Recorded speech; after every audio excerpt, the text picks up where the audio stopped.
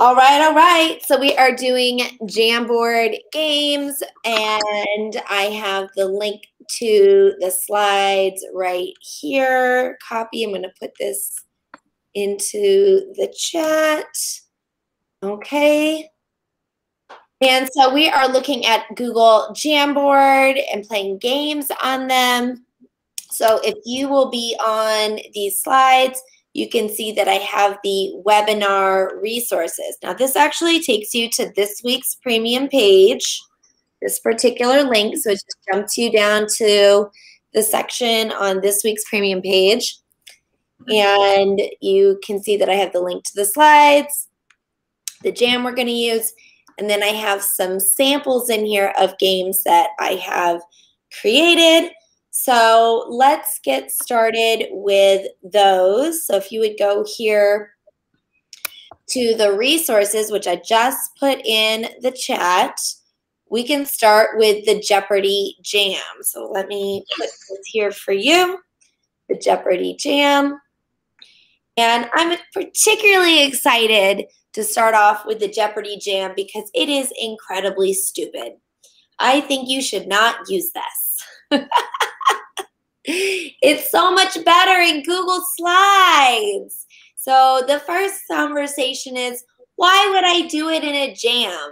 I made it in a jam, and if you have some good workflows to do it in the jam, awesome. I just think that the workflows in slides are better. I mean, it would be the same thing, right? You create a Google Slides. It has a blue background with all these money hyperlinks. And then usually when you do it in Google Slides, when you click on the money, it switches you to a different slide that has the question. What you'll notice here is Google Jamboard has no hyperlinks right now. Jamboard does not hyperlink. If I put a link, it doesn't do it. So if we look at the jam, did you make a copy of the jam? I put the link in the chat. I'm going to 3 dots. It tells you to delete this first frame. Delete the first frame because you wanted to copy it, which we did. And I got a little orange sticky note down there that says delete this frame. So I'm going to delete it. And when you look at this, you see that I have this board and all of the money is movable for I don't know what reason. You could hide stuff behind it. So if you wanted to write the question, what is world peace? That's not even like a Jeopardy style question. You would have to make it a caption to make it small enough. And then 3 dots, order it to the back. So you'll notice that as I'm on this blue Jeopardy game, if I add stuff to, if I put the questions right on there and I send it to the back, it'll hide it. But it does require that my font or my question is small enough to be hidden. And then you can either delete or move the money to get to the question. So my point is, that's tedious. It would take me a long time to create all of the text boxes and put them behind. But let me teach you a shortcut. And the shortcut is Control Shift down arrow, Control Shift down arrow. Control Shift down arrow forces it to the background. Control Shift down arrow forces it to the background. So you'll see what I've done is I have created these movable square objects. They're images. And I can go to the 3 dots and I can go to order and I can send it to the front, to the back, forwards, backwards. That is in there. But you'll see that it has, I need to zoom in this way. Ironically, when you zoom in on a jam, it actually makes it smaller. Okay, what happened here? What did I do?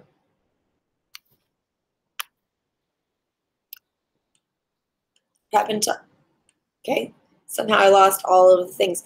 So when you go to order, you'll see that it gives you the keyboard shortcuts right on there. So you don't have to memorize it. and I'm using a Mac, so mine says Command, but I Command Shift down arrow on my Mac and Control Shift down arrow to send it to the back. So if you were to create a text box,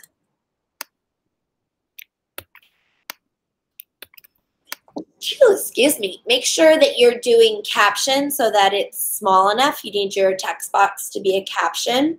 You're going to want your font to be white because this is the Jeopardy game. And then you can write your question as 2 parallel lines.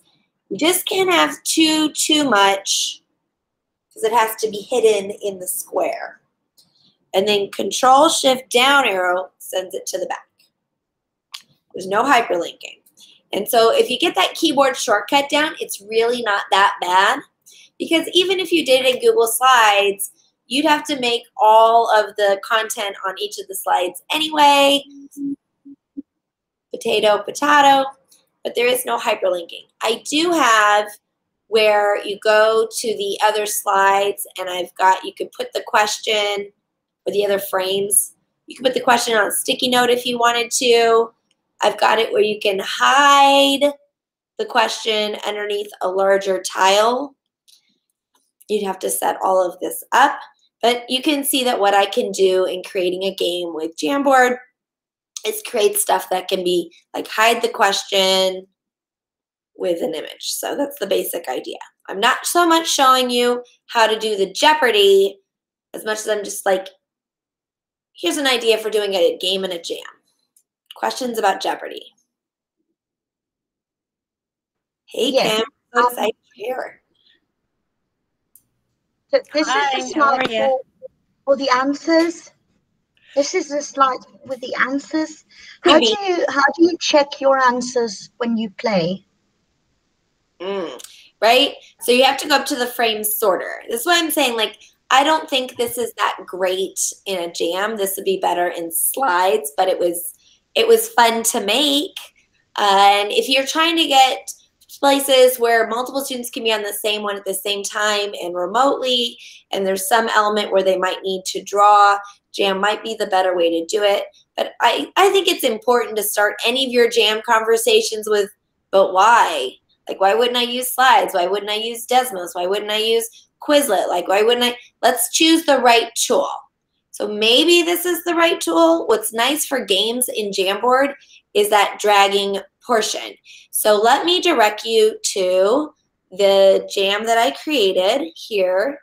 Here's the jam. Go to this jam. I linked this in the chat. And what you'll see is the default is that you are on the select tool and the toolbar on the side. And I've actually hidden pieces in where it says claim a jam piece. So grab one and pull it out. So to me, this is kind of what's fun about using jam, is that I can drag, go ahead and grab a piece. And now you have playing pieces that you can move around. Jamboard's really designed for dragging. When you have text boxes and things in a Google Slides, you got to make sure you get right on the edge. You a lot of times accidentally stretch it out. So why would I use jam? Because I always want to answer that question. Why would I use a jam? In terms of a game, a lot of times a game has moving pieces. And so in that case, a jam oftentimes is the right answer. So if you want to just grab a piece, you'll notice what I've done is I've hidden them under what I call a mystery spot. And so I've actually taken the white marker and I've scribbled over that white spot where it's right next to where it says claim a jam piece, so that I could hide the pieces in there. Okay, what I'd like you to do is on the select tool, click on your piece and Control-C copy. Click on your piece, Control-C copy. Because on the next frame, can you Control-V paste your piece? So these are some of the elements I like to teach students, is how to copy and paste within a jam, how to duplicate within a jam, because everything you have in a jam is a thing in the jam. And the more things you have in the jam, the slower it's going to load or it starts to glitch. It's not really that big of a deal if you have a reasonable number of people and a reasonable number of items, you'll never notice. If you have a lot of people and a lot of pieces, you will notice for sure. So if you want to just practice just pasting your piece on this frame, just so I know you know how to do it, on the second frame. So on the first frame, you're claiming a piece, using Control-C to copy the piece, and then Control-V pasting it onto the next frame. And you'll see as you design your games in Jam, these are things that you're going to do quite often. All right, and then on the third frame, I'm going to paste my piece again. I'm going to paste my piece again, and I'm going to practice using Control-D to duplicate.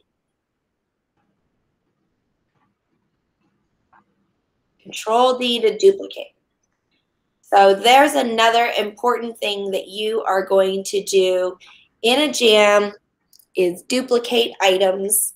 And I would love for you to learn Control-D duplicate. So that Control-Shift down arrow, the Control-Shift up arrow to move pieces within the game, ordering them up and down is really important.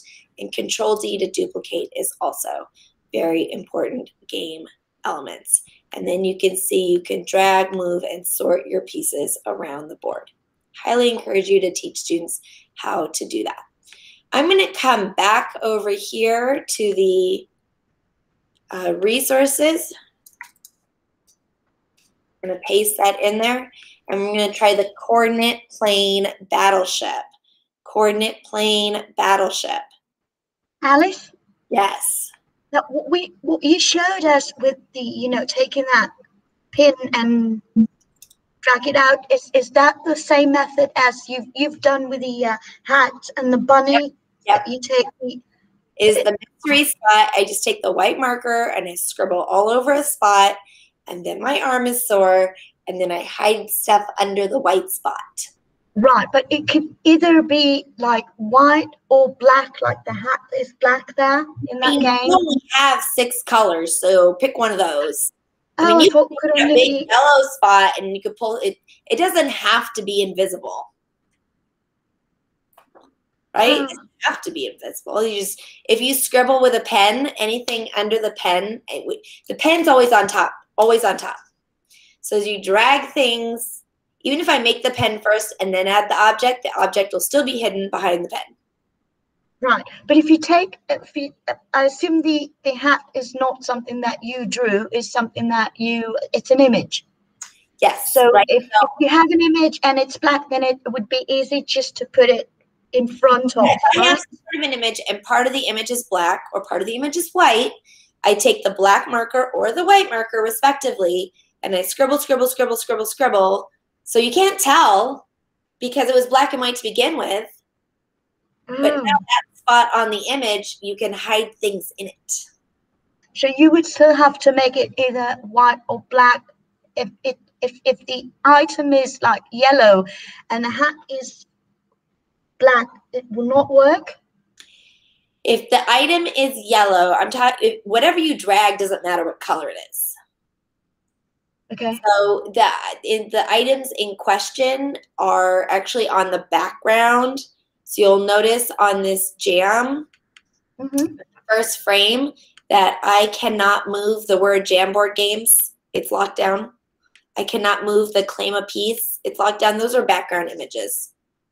So I made the box claim a jam piece as an image on the background. I'm going to show you how to do that in a minute. Thank you. Okay, so let's just go here to Coordinate Plane Battleship. I did put the link in the chat so that you could see how I did the Coordinate Plane Battleship. So again, notice how I use sticky notes on here to like give directions with the intention that they can be deleted. So I put the sticky notes on the Jam to allow students to be like, okay, this is the rules, this is where you use these things, these are resources you would find, but they can delete the sticky notes. Like get them, okay, yeah, I know that, get them out of the way. And then I decide what should be locked on to the background. So you notice I have this background of the water, the text, the boat. these 4 quadrants, these cannot be moved, they cannot be deleted. Do you see how you can move the sticky notes, but you cannot move the quadrant? Let's go to the next frame. You'll see here I've got this captain's log where you can move the boats, you can move the life preservers, and you can move the fire. Now, I did this by doing Control-D, Control-D, Control-D, Control-D, Control-D, Control-D, and making a stack of them. But in hindsight, I think it would be better to teach kids to duplicate Control-D rather than making what looks like an infinite stack. And again, just because the more objects you have, the longer it takes to load. If they have a slow internet or you have a lot of people collaborating, it can start to choke because you have so much stuff in the jam.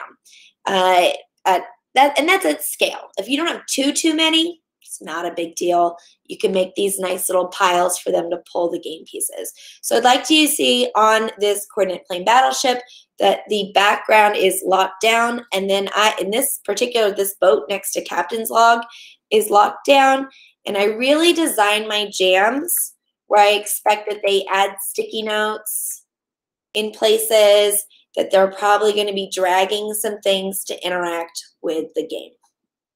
Questions?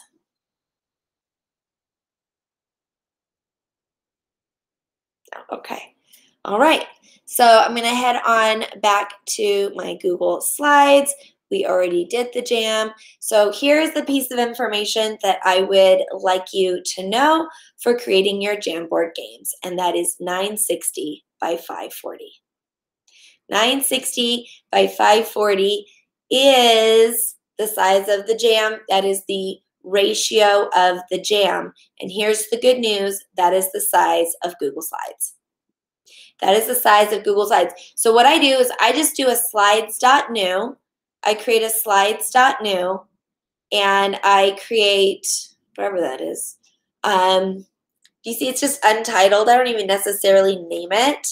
And I design my layouts in Google Slides. Like I'm infamous for, here's a box for the first player, here's a box for the second player, and they each put a sticky note in the box of who the players are. That's typically my first screen. Who's playing this game? Now I've created this in Google Slides. So you'll notice that I'm able to drag and move these around. And the dimensions of a Google Slides are the right dimensions for a game. So I'm going to do File menu, and I'm going to choose Download. And when I download it, I can download it as a JPEG. So whenever I am using Google Jamboard, I almost always have a Google Slides, and it's just a junk slides. I'm not designing slides. I'm just using it as a graphics engine. You could use Canva. I oftentimes use Google Drawing. I just make those background images in Drawing, in Slides, in Canva, in some other place, and then I need to download that image. So if you would make a Google Slides, go to slides.new. Make a Google Slides, go to slides.new. Don't name it. Leave it untitled presentation. It's junk. It is junk. The whole idea here is that you can have, with the Google Slides, you can have unlimited number of template graphic things that you're building. So I'm just using it as a graphic design tool. So when you create your Google Slides and you open your Google Slides, I usually will go to the tiny triangle next to the plus icon and use the blank layout. I use the blank layout and I start designing that background of the game.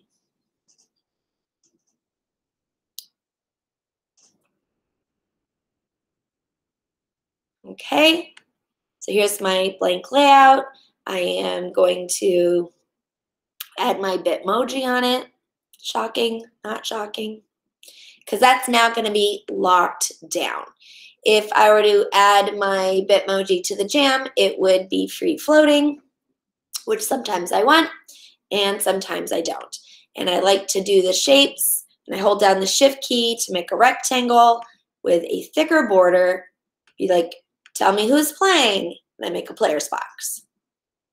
And if you would please use the File menu and choose Download and download it as a JPEG.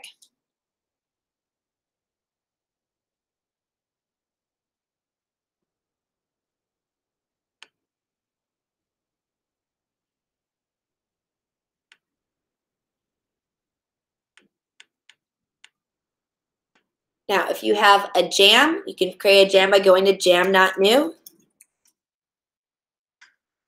Jam.new. So I do slides.new and make a new Google Slides. I do jam.new and I make a new jam. And I'm pretty much always doing them both at the same time. I click on set background and I choose the last option is image. And that's how you get those locked down pieces, right? So I set the image. And because I just downloaded it, I'm using Google Chrome. Because I just downloaded it, I can actually just drag it from the download bar. So it comes down to the bottom, and then I just drag right there onto the jam. And now I have my game board, my pieces, locked down so that I can then add my pieces. Now, how did I make my pieces? I used a Google Drawing. So if you would like, I will give you this drawing.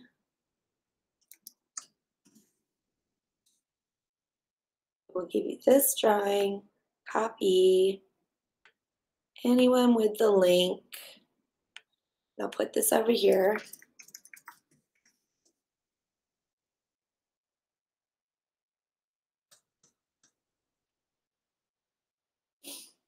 Now, the thing that you should notice about my drawing is it looks really big, but then on the jam, they were small. And that is because I went to the File menu.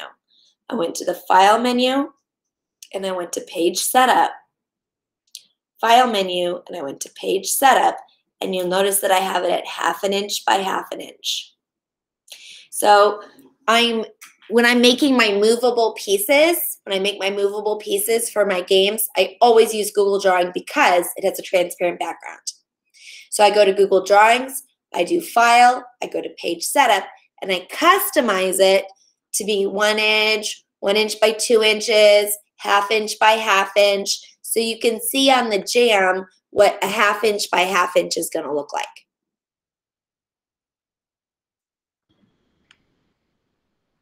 So here's something. So all you do is change the color and then you download it as an image. Right? So I went to Format Options and it lets me recolor it. And so I recolored the piece. Oh. I went to the Format Options to recolor the piece. And then here's a big difference. You have to download this. I go File and I go Download. Where's this down? Download. I have to download as PNG. So my backgrounds I download as JPEG, but my playing pieces I download as PNG.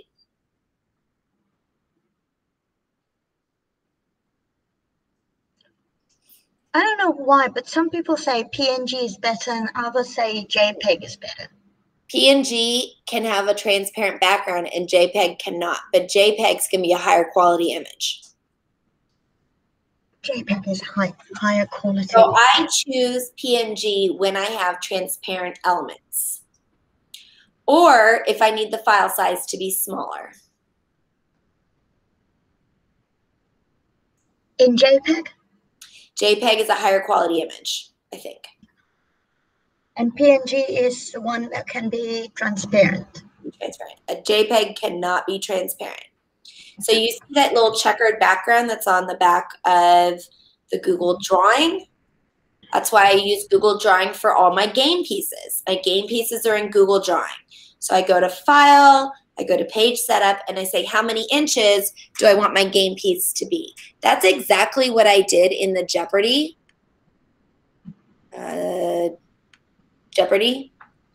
So you can see these are probably, I don't remember, but that one's probably 2 inches by 4 inches. Whereas over here, I think this one is 1/2 inch by 1 inch.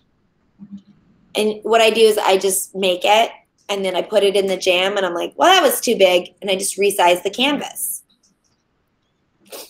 So when you've got your piece, you file, you go to Page Setup, you reset the size to how many inches you want it, and you download it as a PNG, then in your jam,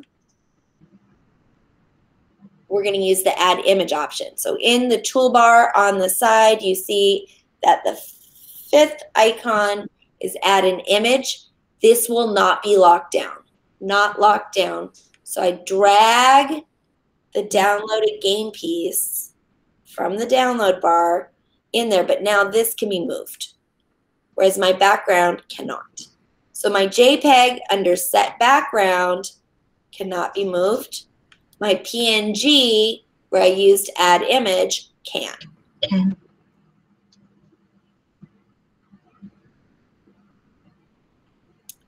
So those are my key tricks for designing a game in Google Jamboard. What do you think you need to know to be able to get going using Jam to build a game? For games? Yes. So I gave you some key tricks. I love the game with the bunny. So, and I'm trying to make my own now with a suitcase. So you'll see here, and I'm going to go ahead and just use yellow because it literally doesn't matter, Lauren. Right. Is I actually just scribble. I create a spot on the background, so the JPEG image. So I'm in Google Slides or I'm in Google Drawing. I make sure that the page setup is 540 by 960 or some multiplier of that. Let me show you what I mean. 960 by 540 is going to be grainy. It's going to degrade the image a little bit. So I a lot of times will do 9,600 by 5,400. Same proportions, just 10 times as big. And if that's too big, all I did is I put in my calculator, I put 960 times 1.3, 960 times 1.7. You know, I just make it bigger, but proportionally. So if I did times 1.7 on the 960, I do it times 0.7 on the 540. So you just want to make sure that your Google Drawing or your Google Slides is this 960 by 540 ratio.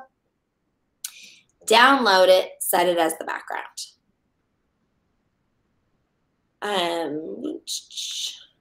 Right? So, you know, in my Google Slides or my drawing, that is a 960 by 540 ratio. I put a spot that's either all black or all white or who cares, doesn't really matter. But what I'm going to do is I'm going to color the heck out of this thing.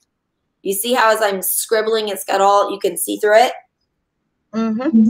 Well, when I take this piece, you see where it's behind the yellow. So what I'm going to do is I'm just going to scribble with that yellow until I cannot see it anymore. And that is how I hide pieces in my game. Now, it could be just a big yellow spot. Here's the problem. It's going to look pretty crappy. It's me scribbling. So which is why I like white on white or black on black, because then my coloring doesn't have to be amazing. Another trick is if you hold down the shift key when you draw with the pen, it draws straight lines. So my first move is I go to the zoom tool in the toolbar up here, and I zoom in where I want to color. Okay? I zoom in where I want to color, and I hold down the shift key, and I outline with the pen in straight lines where I'm going to color. Okay. I start doing that a few times just to give myself kind of a edge to stay within for when I'm coloring and scribbling. It is tedious, Lauren. It is tedious. I'm going to tell you that right now. So that's why my next question was, can I hide things behind things if they are images? The two of them are images. No, because, well, I mean, you can, but they move. So you'll notice in the Jeopardy game, I did exactly what you just said. I've hidden things. I've got an image or text box or a question. Right. That's a sticky note. Behind an image. But in that case, I move or delete the image. I can't pull the item behind it back. Right. You lose the effect. But I like it this way on the Jeopardy because I can resize it. I'm like, well, I made $200. I did not get that right, so I'll delete it. And so it kind of helps me keep score. Yeah. Just a thought. lots of ways that you can play these games and arrange and organize them, and having to make a decision. So maybe what we should do is have another webinar where you've made a game and we give each other suggestions and feedback of maybe this should be on the background. So what I do is I create a folder in Google Drive. So you'll see that on the resources, I have the Jeopardy folder. Right. And in the folder, I have the jam, so you can make a copy of the jam. But then I also have the Google drawings that I created to make the money, the question cards, the background, all the game elements. I put all those game elements, be it a Google Slides or a Google drawing, I put them into that folder. So then later when I'm like, well, that was my first attempt. It could be better. Now that the kids have played it, I would have done this. You have all the elements together in one place to update the template. So those are my suggestions. Wonderful. Thank you. Oh, you're welcome, Lauren. Thank you. Okay, Erica, I'm sorry. I had zoomed out, so I couldn't see any of the chat. You cannot add links to Jamboard. There are no links on Jamboard. So if you want to share links, you got to share links in the chat here, like we're in the Google Meet. You can put it in the Google Meet chat if you're in a Meet, or you can put it in the stream of Google Classroom if you're doing this with students. And the other option is to put it wherever you have a way of getting stuff out. Like I initially made a Google Slides, wherever this is. Slides is here somewhere. Yeah, right. These are my slides. So I shared the slides with you because I had clickable elements. That's why I didn't make the whole thing in a Jam to begin with. And right now, there is no version history on Jamboard. It's coming. But right now, there is no version history. So I will put a lot of things onto the slides for the editability aspects. And I make a copy of the Jam that we mess it up and play with it. But I retain the template unaltered with collaboration, if that makes sense. Erica, did I answer your question? I copy and pasted the entire chat a second time for anyone who joined late and needed those links. Yes. Sorry, Erica, I missed it. We're good? Okay, I'm gonna go ahead and turn off the recording.